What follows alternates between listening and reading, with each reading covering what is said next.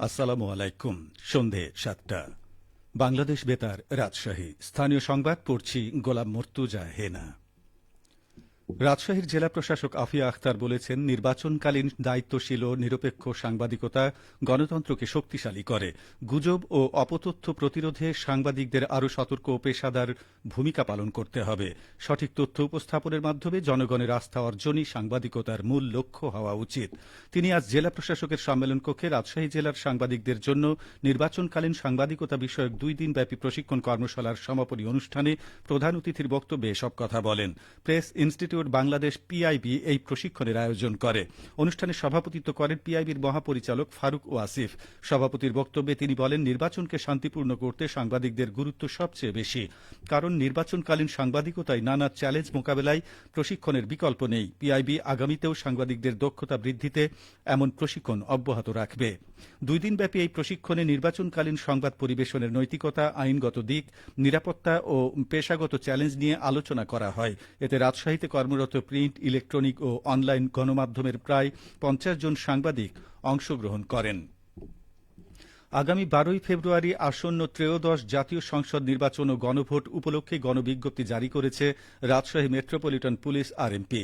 আজ RMP commissioner ড মুহাম্মদ জিল্লুর রহমান স্বাক্ষরিত গণবিজ্ঞপ্তিতে বলা হয়, আগামী 31শে জানুয়ারি থেকে 15ই ফেব্রুয়ারি পর্যন্ত রাজশাহী মেট্রোপলিটন এলাকার মধ্যে আগ্নেয়াস্ত্রের লাইসেন্সধারী ব্যক্তিদের জন্য আগ্নেয়াস্ত্র বহন ও প্রদর্শনের ওপর নিষেধাজ্ঞা আরোপ করা হয়েছে। এ সময়ের মধ্যে সকল লাইসেন্সধারী ব্যক্তিকে তাদের স্থগিতকৃত বা লাইসেন্সভুক্ত আগ্নেয়াস্ত্র ও গোলাবারুদ আগামী 31শে জানুয়ারির মধ্যে নিজ নিজ স্থায়ী বা বর্তমান ঠিকানার নিকটস্থ থানায় অথবা বৈধ ডিলারের কাছে জমা দেওয়ার নির্দেশনা দেওয়া হয়েছে। এই আদেশ অমান্যকারীদের বিরুদ্ধে আইনানুগ ব্যবস্থা গ্রহণ করা হবে। রাজশাহী বিশ্ববিদ্যালয়ে 2025-26 শিক্ষাবর্ষে স্নাতক শ্রেণীতে ভর্তি পরীক্ষায় সি ইউনিটের ফল আজ প্রকাশিত হয়েছে। বিজ্ঞান প্রকৌশল ও জীববিজ্ঞান, ভূবিজ্ঞান, কৃষি, ফিশারিজ ও ভেটেরিনারি অ্যান্ড এনিম্যাল সায়েন্সেস অনুষদভুক্ত 26টি বিভাগ সি ইউনিটের অন্তর্ভুক্ত। ভর্তি সংক্রান্ত রাবি ওয়েবসাইট www.application.ru.acbd তে লগ ইন করে ভর্তিচ্ছুরা নিজ নিজ ফলাফল দেখতে পারবে। এজন্য এসএসসি ও এইচএসসি উভয় পরীক্ষার রোল নম্বর, শিক্ষা বোর্ডের নাম ও পাশের বছর প্রয়োজন হবে। চাঁপাইনবাবগঞ্জে হিন্দু সম্প্রদায়ের অন্যতম ধর্মীয় উৎসব সরস্বতী পূজা উদযাপিত হয়েছে। আজ চাঁপাইনবাবগঞ্জ সরকারি মহিলা কলেজে বাণী অর্চনা অনুষ্ঠিত হয়। পূজার শেষে ভক্তরা অঞ্জলি প্রদান করেন এবং প্রসাদ বিতরণ করেন। বিকেলে মহানন্দা নদীর হুজরাপুর জোড়ামঠ ঘাটে পূজা বিসর্জন করে শিক্ষার্থী ও ভক্তরা। সরস্বতী পূজা শিশুদের হাতেখড়ির মধ্য দিয়ে বিদ্যাচর্চার সূচনা করা হয়। পূজার আনুষ্ঠানিকতা, আলোচনা সভা, সাংস্কৃতিক অনুষ্ঠান, সন্ধ্যারতি ও আলোকসজ্জার আয়োজন করা হয়। চাঁপাইনবাবগঞ্জ সরস্বতী পূজা উদযাপন কমিটির আহ্বায়ক প্রকাশ চন্দ্র শীলের সভাপতিত্বে অনুষ্ঠানে প্রধান অতিথি ছিলেন চাঁপাইনবাবগঞ্জ সরকারি মহিলা কলেজের অধ্যক্ষ প্রফেসর ড বিপ্লব কুমার মজুমদার। এ সময় পূজা উদযাপন পরিষদের বিভিন্ন স্তরের নেতৃবৃন্দ উপস্থিত ছিলেন। এদিকে উৎসবমুখর পরিবেশে নাটোরে আজ সরস্বতী পূজা উদযাপন করা হচ্ছে। বিভিন্ন আনুষ্ঠানিকতায় সকাল থেকে শুরু হয়ে মধ্যরাত পর্যন্ত চলবে আরাধনা। সরস্বতী পূজা নিয়ে এখন শুনুন আমাদের নাটোর জেলা সংবাদদাতার একটি প্রতিবেদন। উৎসবমুখর পরিবেশে নাটোরে আজ সরস্বতী পূজা উদযাপন করা হচ্ছে। ছুটির দিন হলেও শিক্ষা প্রতিষ্ঠানগুলোতে সনাতন ধর্মের শিক্ষার্থীরা দেবী সরস্বতীর সমীপে অঞ্জলি প্রদান করছেন।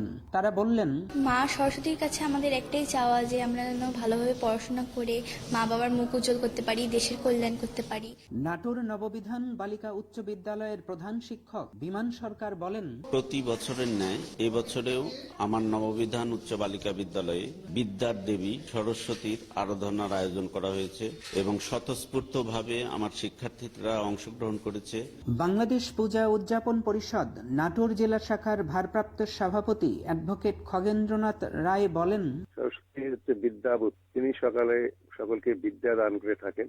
বিদ্যা, জ্ঞান, বুদ্ধি এবং আলোকিত করবার জন্য সরস্বতী সকল ভক্তবৃন্দকে আশীর্বাদ করে। সেই দৃষ্টিকোণ থেকে পুরাকাল থেকেই সরস্বতী পূজা হয়ে আসছে। নাটোরেও প্রতি বছরের মতো এবারে সরস্বতী পূজা হচ্ছে।